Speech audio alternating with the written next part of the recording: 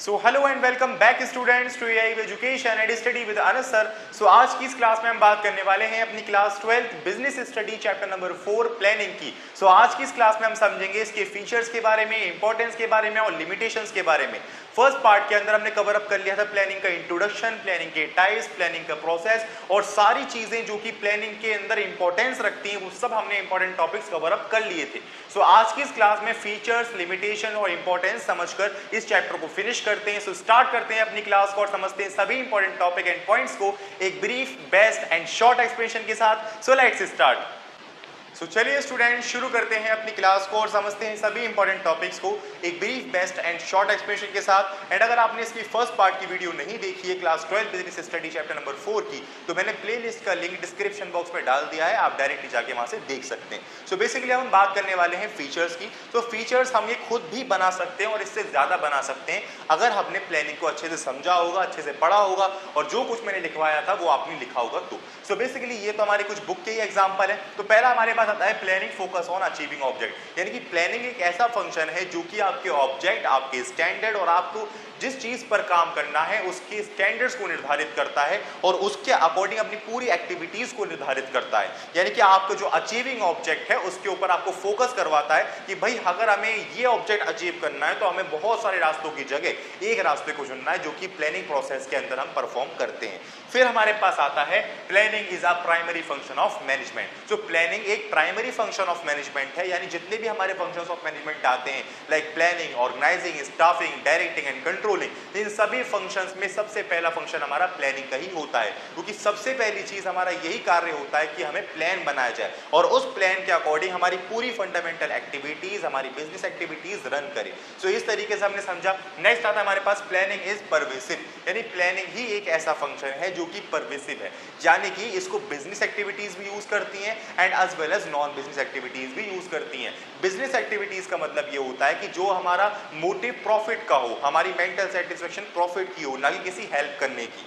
सो इस तरीके से यहाँ पे जो भी हमारी इकोनॉमिक एक्टिविटी होती हैं उनके अंदर भी प्लानिंग का बहुत ही इंपॉर्टेंट रोल होता है। और यहीं पर जो नॉन बिजनेस एक्टिविटीज होती है, लाइक किसी की शादी हो रही है, किसी के यहाँ प्रोग्राम हो रहा है, कोई मैनेजमेंट हो रही है, कुछ भी चीज हो रही है, तो उसकी अगर हम प्लानिंग करते हैं तो हम स्ट्रेटेजी के साथ काम कर सकते हैं, अपने स्टैंडर्ड को अकॉर्डिंग रख के काम कर सकते हैं। सो बेसिकली हमने यहाँ पे देखा कि प्लानिंग एक ऐसा फंक्शन है जो कि बिजनेस एक्टिविटीज यूज कर रही है और नॉन बिजनेस एक्टिविटीज भी यूज कर रही है। सो नेक्स्ट हमारे पास आता है प्लानिंग इज कंटिन्यूअस, यानी कि प्लानिंग एक ऐसा फंक्शन है जो कि कंटिन्यूअस प्रोसेस प्रोवाइड करता है आपको ओवरऑल मैनेजमेंट के अंदर, अपने वर्क के अंदर। So planning is a futuristic, यानी प्लानिंग एक ऐसा फंक्शन है जो कि आने वाले समय के अंदर क्या होने वाला है उसकी बातें हम करंटली कर रहे हैं।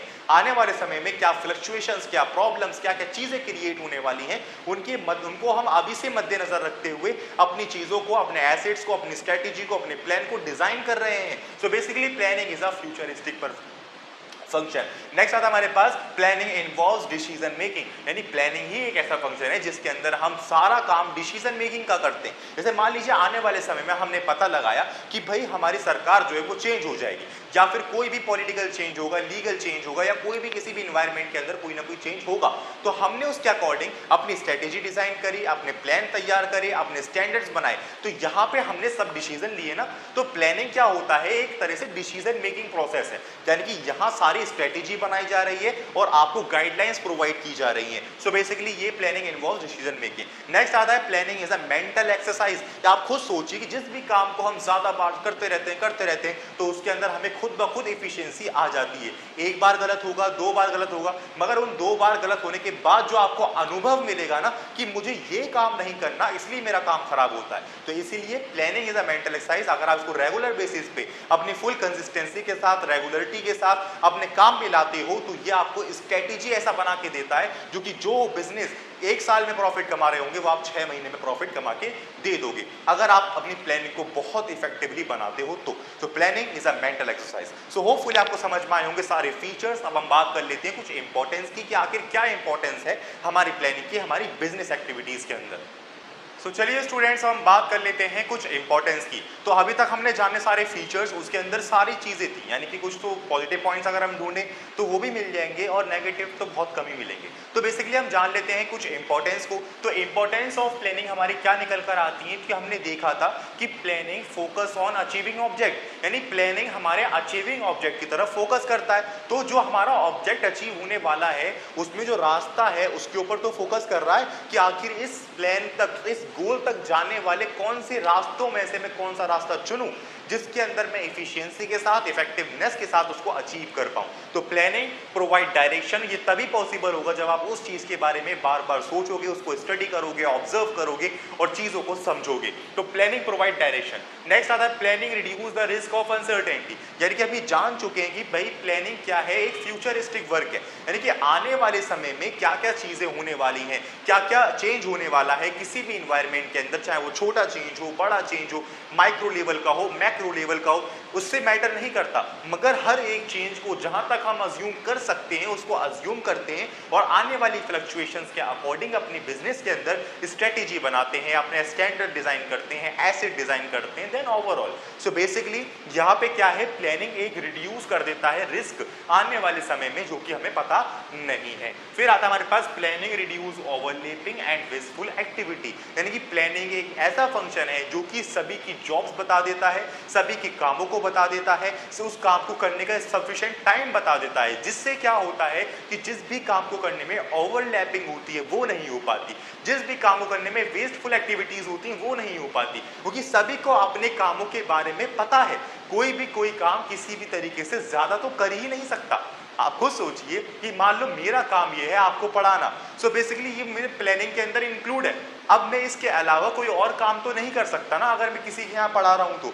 सो इस तरीके से आप समझो कि जो आपका ओवरऑल वर्क है वो आपको पहले ही मिल जाना, उसके अलावा कोई काम नहीं करना, जिससे हमें ये मिलता है कि भाई हमारी वेस्टफुल एक्टिविटी नहीं हो पाती। तो ये तो रहा एक बिजनेस पॉइंट ऑफ व्यू से। अब मैं बात करूं नॉन बिजनेस एक्टिविटीज से। मान लीजिए हमारे घर में कोई शादी हो रही है और शादी होने के बाद क्या है, आपने बहुत सारा काम होता है घर में, आपके पापा ने आपको काम बता दिया भाई तुझे ये करना है, तुझे ये करना है। अब मान लीजिए आपको जो काम मिला है वही आपके पापा ने धोखे से किसी और को बता दिया, तो ये काम तो दो बार हो जाएगा, और दो बार नहीं होगा तो वो डबल बार होने की वजह से पैसे भी खराब जाएंगे, टाइम खराब जाएगा। जो आप काम कर ही रहे थे तो वो बंदा दोबारा वो काम करेगा, उससे फायदा क्या, उससे कुछ और काम मिल जाता तो हमारी और ग्रोथ हो जाती। तो इसी वजह से अगर हम प्लानिंग नहीं करते ना तो हमारा हर एक काम बहुत अनसिस्टमेटिकली वर्क करता है, हमारे पैसों का खर्च होता है, समय खर्च होता है और बहुत सारी हमें परेशानी झेलनी पड़ती है।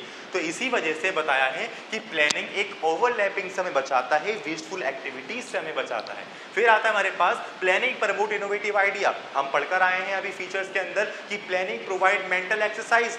तो मेंटल एक्सरसाइज से क्या हो रहा है, चीजें नई आ रही दिमाग में, नए इनोवेटिव आइडिया आ रहे हैं, नई टेक्निक्स आ रही, काम करने के नए मेथड्स आ रहे हैं, नई टेक्नोलॉजी का यूज करने का समझ में आ रहा है। तो क्या हो रहा है यहाँ पे, प्लानिंग इनोवेटिव आइडिया प्रमोट कर रही है हमारी, जिससे हमारी मेंटल एक्सरसाइज के कारण ये सब चीजें हो रही हैं। फिर प्लानिंग फैसिलिटी डिसीजन मेकिंग, यानी कि अभी हम पढ़कर आए फीचर्स के अंदर planning provide direction, planning provide decision making. तो प्लानिंग के अंदर सारा काम डिसीजन मेकिंग का होता है, तो इसीलिए यहाँ पे हमें फैसिलिटी मिली है कि आने वाले समय की हम अभी से डिसीजन ले लेते हैं जिससे हम स्टेबिलिटी के साथ काम कर सकें।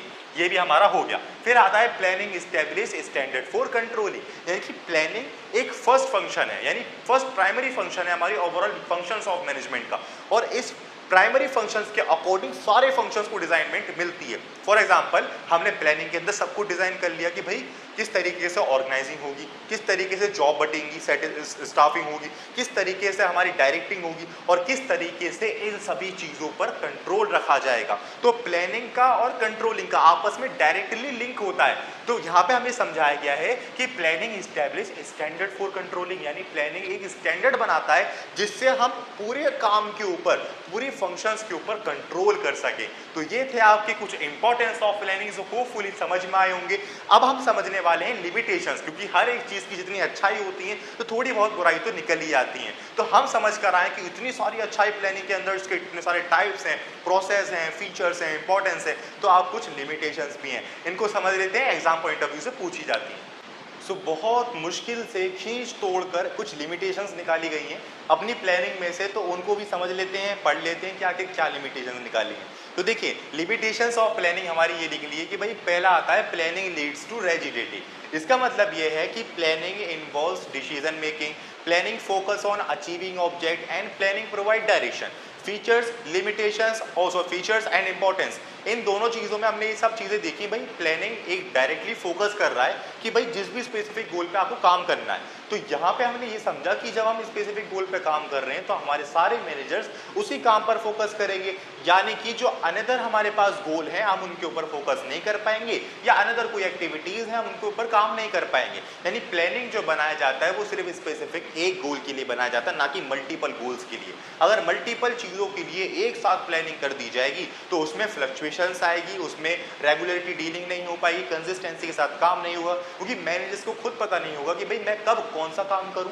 तो इसी वजह से प्लानिंग लीड्स टू रिजिडिटी। फिर आता है हमारे पास प्लानिंग में not work in dynamic environment. So basically इंसान ही है हम, तो इंसान क्या करता है कि जितना उसका सोचा जाता है कि इन्वायरमेंट में ये चेंज आने वाला, उतना वो उसको अज्यूम करता है और उसके अकॉर्डिंग अपनी प्लानिंग डिजाइन करता है। बट आप खुद सोचिए कि हमने अज्यूम किया था कि आने वाले समय में वो सरकार नहीं रहेगी, वो हार जाएगी, मगर वो तो आ गई। तो जब वो आ गई तो क्या हुआ, हमारा वो उसके आने से हमारी प्लानिंग पर, हमारी मैनेजमेंट पर, हमारे बिजनेस पर फर्क तो पड़ेगा, क्योंकि हमने उसको हटने के बारे में सोचकर अपनी प्लानिंग डिजाइन करी थी, बट वो फिर से आ गई।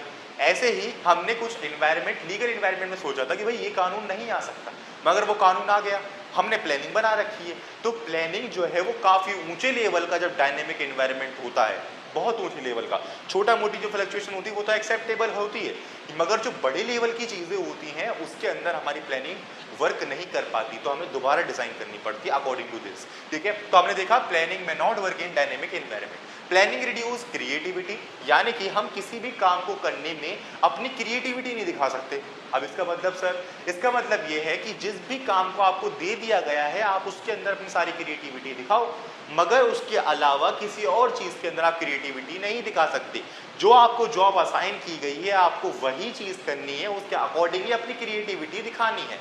तो यहाँ से बताया गया कि हम अनदर एक्टिविटीज़ में या फिर अनदर डिसीजंस के अंदर अपना इन्वॉल्वमेंट नहीं रख सकते, क्योंकि प्लानिंग हम सबकी स्टाफिंग पहले ही डिज़ाइन कर देता है, ऑर्गेनाइजिंग पहले ही डिज़ाइन कर देता है। तो इस तरीके से नेक्स्ट आता है planning involves huge cost. So basically planning जो है वो काफ़ी ज़्यादा भारी पैसे खर्च करवाती है, और planning is a time consuming process, वो टाइम भी खर्च करवाती है। अब आप खुद देखो कि जब हम प्लानिंग नहीं बना रहे, अगर हम प्लानिंग नहीं बना रहे और ऐसे ही काम कर रहे हैं तो उसमें भी तो पैसा खर्च होगा, उसमें भी तो हमारा टाइम लगेगा। कि मान लो कोई काम हमने किसी एक को दिया था, गलती से किसी और को भी दे दिया, उसमें टाइम खराब नहीं हो रहा, उसमें वेस्टफुल एक्टिविटीज़ नहीं हो रही है, मगर फिर भी निकालनी है भाई लिमिटेशंस। तो बताया गया भाई प्लानिंग एक ऐसा फंक्शन है जो कि अपने स्टैंडर्ड्स को अकॉर्डिंग टू फ्यूचर डिज़ाइन करने के लिए, अकॉर्डिंग टू स्ट्रेटेजी डिज़ाइन करने के लिए हमें बहुत पैसा खर्च करना पड़ता है, अपने टेक्निक्स को चेंज करना पड़ता है, टेक्नोलॉजी अडेप्ट करनी पड़ती है, बहुत सारी चीज़ें। तो planning involves huge cost and planning involves also time consuming process. तो प्लानिंग टाइम भी खाता है हमारा। फिर आता है planning does not guarantee of success.